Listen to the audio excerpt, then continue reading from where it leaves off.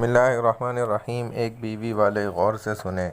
ابن سینا کہتے ہیں کہ جس کی ایک ہی بیوی ہو وہ جوانی میں بوڑھا ہو جاتا ہے، اسے ہڈیوں، کمر، گردن اور جوڑوں کے درد کی شکایت پیدا ہو جاتی ہے، اس کی مایوسی بڑھ جاتی ہے، محنت کم ہو جاتی ہے، ہنسی اڑ جاتی ہے اور شکوہ شکایت کا گڑھ بن جاتا ہے، یعنی ہر وقت شکوہ شکایت ہی کرتا نظر آئے گا۔ قاضی ابو مسعود کہتے ہیں کہ جس کی ایک ہی بیوی ہو اس کے لیے لوگوں کے مابین فیصلے کرنا جائز نہیں، یعنی اس کا قاضی بننا درست نہیں کہ ہر وقت غصے کی حالت میں ہوگا اور غصے میں فیصلہ جائز نہیں۔ مامون الرشید سے کہا گیا کہ بصرہ میں کچھ لوگ ایسے ہیں کہ جن کی ایک ہی بیوی ہے، تو مامون الرشید نے کہا کہ وہ مرد نہیں ہیں، مرد تو وہ ہیں کہ جن کی بیویاں ہوں اور یہ فطرت اور سنت دونوں کے خلاف چل رہے ہیں۔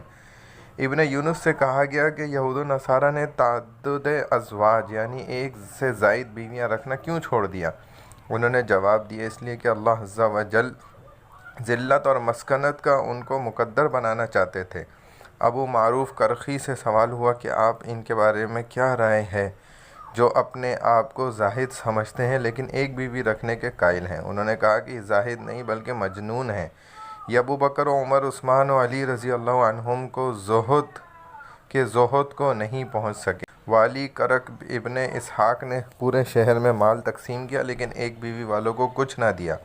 جب ان سے وجہ پوچھی گئی تو کہا کہ اللہ عز و جل نے سفہاء یعنی ذہنی نابالغوں کو مال دینے سے منع کیا ہے کہ وہ اسے ضائع کر دیتے ہیں۔ ابن عطاء اللہ نے ایک بیوی رکھنے والوں پر تبصرہ کرتے ہوئے کہا کہ ہم ان کو بڑا کیسے سمجھ لیں کہ جنہوں نے اپنے بڑوں کی سنت کو چھوڑ دیا، یعنی صحابہ کی سنت کو۔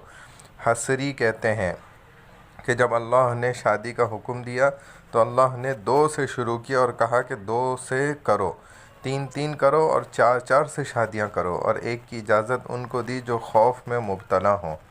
تقی الدین مزنی سمرقند کے فقیہ بنے تو ان کو بتلایا گیا کہ یہاں کچھ لوگ ایک بیوی کے قائل ہیں، تو انہوں نے کہا کہ کیا وہ مسلمان ہیں؟